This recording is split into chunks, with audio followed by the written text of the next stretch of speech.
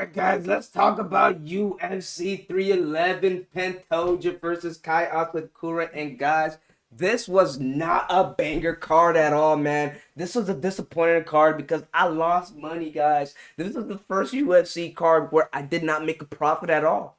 This was the first UFC card where I didn't make a single damn dime, and I lost every last dollar I had, mainly betting on Volkov, and I got robbed. But that's another story for another day, guys. Check out that video if you didn't check it out. But guys, let's go ahead and talk about UFC 310, man. I'm just waiting for UFC 311 at this point. I'm over 310. But let's go ahead and talk about it, guys. Kai Asakura versus Pantoja, man. I've been saying this for the longest, guys. Fade the Asians. Every Asian that you bring to the table into the UFC, they're never good. The only good Asian fighter that I've seen that was in the UFC was my boy Chan Sung Jung, the Korean Zombie. Other than the Korean Zombie, who has been a good Asian in the UFC? Another good Asian fighter that I've known besides Korean Zombie that's been a good fighter was Bruce Lee, Jackie Chan. No offense to the Asians, but you're just not that good, man. Do Hoi Choi, just a different story. I said Do Hoi Choi, the way he was looking, the way he was feeling, Do Hoi Choi might just be a different animal. Go ahead and look at it. I gave Do Hoi Choi an exception. So guys, let's go ahead and pump the brakes and not say, oh yeah, I have a little bit of a discretion against whatever the word is against the Asians. But all in all, I've been saying this for the longest. Fade the Asians. They're not that good. But Pantoja, after the fight, after tearing Kai Asakura apart, man, took his back, looked like an absolute tarantula, taking him inside of his web and sucking his blood. But that no diddy when I say that. But after the fight, he went out of his way to call out Mighty Mouse. Now, guys, I wish I was a guy that could say that I grew up watching Mighty Mouse. But I'm not that guy. I didn't grow up watching Mighty Mouse. I was unfortunate enough not to see that, but I did watch a lot of Mighty Mouse highlights. And guys, man, this is not the smoke that Pantoja won't. I've been watching Mighty Mouse, man. I've been watching his full fight highlights. And guys, man, this dude right here was legendary.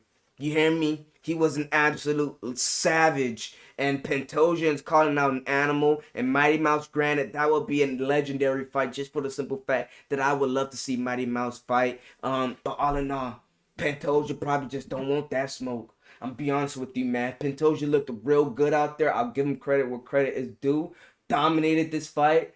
But he had the game plan. He had I don't know the name of the coach, but he had that coach that originally beat Kyle Sakura at the freaking Ryzen Championship. I think he was coaching Manel Cap or one of these dudes that were fighting Kyle Sakura, and he beat Kyle Sakura. So the game plan was there for him. The game plan is not there for Mighty Mouse. That's a different story, man. I'm telling you right now, Pantoja, just fight Kai Car France and keep doing your thing and try to surpass Mighty Mouse that way. Fighting Mighty Mouse, it's not the way, but that is the fight that I would love to see all in all, guys. So if that is the fight to make, I wouldn't be mad in the slightest of bit. But all in all, let's go ahead and talk about Shavkat Rakhmonov versus Ian Gary, guys. This fight right here, I knew this was gonna be a snooze fest, but this was mainly a snooze fest from Shavkat Rakhmonov. I was expecting more from Shavkat. He did just enough to go ahead and scale out the win and to be happy and live on the next day. Fine, cool. But I expected more. I expected Shavkat Rakhmonov to be an absolute killer. Things that I've seen from Hamza Chimaev, I expect to see the same thing from Shavkat Rakhmonov. But like I've been saying, and like I've been saying this time in and time out, man, Hamza Chimaev is the Goku. Shavkat Rakhmonov is the Vegeta. You hear me? Vegeta has never been that good. He's never been that guy. But you always love Vegeta just for his attitude, and that's what Shavkat Rakhmonov is, guys. I know you go ahead and might dislike the video. Fine, cool, but the truth is the truth. Now, guys, looking at this fight, Ian Gary did his thing, but he just didn't do enough. At a point where Ian Gary had Shavkat Rakhmonov's back, I thought this would have been kind of that Conor McGregor moment, but in a different style. And I thought, oh shoot, Ian Gary might be fighting for the championship belt. But either way, Shavkat Rakhmonov, Ian Gary, however you want to mix it up, None of these dudes want that Bilal Muhammad smoke. And guys, I've been saying this, and you go ahead and watch my past videos. When I made my early predictions for Shavkat Rakhmonov versus Bilal Muhammad, I said this from the start. Bilal Muhammad would absolutely dominate Shavkat Rakhmonov. The only thing that's kind of getting me upset about Bilal Muhammad is that they're still not respecting Bilal Muhammad. After the fight with Ian Gary and Shavkat Rakhmonov finished, Shavkat Rakhmonov's post-fight interview, he called out Bilal Muhammad, and Bilal Muhammad was trying to go ahead and climb over that gate to get into the octagon, and the security guys were stopping Bilal Muhammad like he wasn't a champ, and Joe Rogan was calling him out like he wasn't a champ. That was so disrespectful. So I don't know what Bilal Muhammad needs to do to get his respect. Quite frankly, even if he beat Shavkat Rakhmonov, I don't think Bilal Muhammad gets his respect. But either way you want to mix it up, Bilal Muhammad dominates either one of these dudes. Shavkat Rakhmonov just isn't that good, guys. And this tells he could be a champ. He has a chance to be a champ. I'll give him credit where credit's due. This is Bilal Muhammad's toughest challenge in that welterweight division. But all in all, man, I got Bilal Muhammad taking care of business against Shavkat.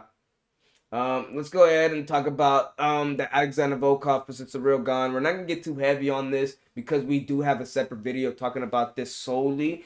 But by the way, check it out. I think we might add a card here, but if you didn't see the card, it's gonna be the end screen, mother F's. Go ahead and like the video, subscribe if you haven't already. But let's go ahead and talk about Cyril Gane and Volkov, an absolute robbery that I'm upset to talk about, man. The judges are absolute buffooneries. They're absolute fucking stupid, and all these judges should be absolutely fucking fired. They shouldn't freaking judge a fight at all anymore. It was clear as day. Round two, Volkov won. Gane had some decent moments in round two. I'll give credit where credit is due. But Volkov won round two. He threw like some good head kicks. I think like two good head kicks he threw that landed pretty solid on Cyril Gane. Not only that, that spinning back fist that had Cyril Gane like, what the hell just happened? And for some odd reason, the judges gave Cyril Gane the second round. Not only that, I will say they all gave Volkov the third round. There's nothing to complain about within the third round. But to have Cyril Gane win that fight, that's absolutely ridiculous. And it's clear as day that the judges need to be fired. It was so ridiculous that freaking Joe Rogan had a reaction of him being shocked. Dana White had to pull Volkov to the side and had a one-on-one conversation with them. It was that ridiculous, guys. All in all, man, I'm so disappointed in the judges, man. They made UFC 310 just not enjoyable, man. Not enjoyable at all. Let's go ahead and talk about Bryce Mitchell versus Kron Gracie. Now, guys, I missed a good amount of this fight just for the simple fact. You guys go ahead and put in the comment section what websites that you're watching the websites through, and if you are paying for the UFC Fight Pass, hey, shout out to you. But I need the website, guys, because man, I had like 30 streams pulled up, and man, every last one of them were crashing at this point. And I did manage to get to the last point where Bryce Mitchell in that third round absolutely tore Kron Gracie apart. No diddy when I say that. He freaking did a freaking Rampage Jackson style of freaking slam. After Kron Gracie just tried to climb on him on some like baby man holding a baby type style. Try to pull guard. Trying to pull guard. And then next thing you know, Bryce Mitchell just freaking slammed his ass through the octagon, took care of business, and then elbowed Kron Gracie and finished him. All in all, man, I missed a good amount of this fight. Trying to remember this fight is a little bit of a blur until the end. But all in all, man, shout out to Bryce Mitchell, man. Well-deserved win to Bryce Mitchell. Late Landwehr versus Do Ho Choi. Like I said, I called it out, Do Ho Choi. It was going to win the fight. But, guys, like I said, man, I put all my money into Volkov winning, and Volkov was the last person in my parlay to go ahead and take care of business. I thought I had a double underdog hit to go ahead and make some good change, guys, and it was an absolute freaking nightmare, man. I had a single bet parlay, had it having Randy Brown solely winning, and that was an absolute nightmare. Aljamain Sterling versus Mozart Evloev. Aljamain Sterling missed a good amount of this fight, but I was able to tune in at some good moments in round 2 and round 3. This fight was it was a good fight. Um, it wasn't a snooze fest. For the casual fans, I will say this was a snooze fest for the casual fans. But this was a pretty good technical fight from both guys to see how their stand-up games will work. And clear as day that both these dudes' stand-up games has evolved, and I'm interested to see both these two dudes fight in the future. Man, it's short. It sucks that Aljamain Sterling was short of the win, but it is what it is, man.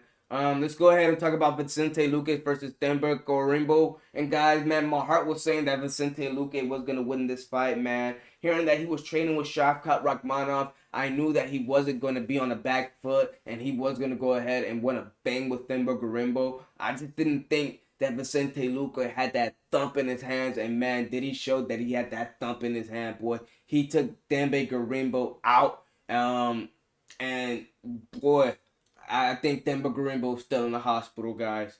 Vicente Luque might have damn near killed Denver Garimbo, bro. Vicente Luque is back, and he's looking to go ahead and hunt for a belt, and I'm not mad at it at all, man. All in all, guys, another fight that I lost on my bet was Cody Durden, man. I thought Cody Durden on the 6 to 8 week training camp would have been a different level of Cody Durden. I thought his wrestling would have been a huge factor into this fight. But Joshua Van, boy, that man right there was looking absolutely disgusting, guys. Another fight pick that I went against, guys. I know, man. I'm doing these bets and prediction videos, and I'm not going with my picks. This is the first time in history where I didn't do that, and I didn't make any money. So this is why I'm not mad, but at the same time, I'm mad. It is what it is, guys, man. It is what it freaking is. All in all, guys, man, I think we covered everything. Michael Chiesa winning on his birthday was an absolute free win if you guys bet on Michael Chiesa. Another bet I didn't freaking bet on. Clay Guida looked solid, but Chase Hooper was just the better young fighter. Did exactly what he needed to do as a minus 1,000 favorite. Kennedy Njoku looked pretty slow, but hey, he put it all together pretty good. Lucas Brzezinski, even though he lost the fight, I thought he looked pretty solid, so I got to give Lucas Brzezinski some credit, but I think this is the last fight that he might be having in the UFC. I think he might be getting cut, so guys, I don't know what's next for Lucas Brzezinski after this, man. This might be a real bad move for Lucas Brzezinski. Eric Anders, I knew this dude was going to take care of business of Chris Weidman. It's clear as day that Chris Weidman has too much mileage into the tank, and Chris Weidman needs to hang it up. But maybe one more fight for Chris Weidman would do. I missed this whole entire fight with Dominic Reyes and Anthony Smith, man. But I was watching the MMA Gurus live, and I heard that Dominic Reyes quit by the third round.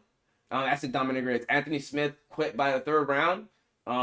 So yeah, Anthony Smith, it's about time that he go ahead and hang it up. But all in all, guys, man, that is my UFC 310 talk, or whatever you want to call this video. I don't know what I'm going to title it yet. Guys, you know the drive. I need to tell you to like the video, subscribe with the F's. It's your boy Fatty MMA, and I'm out.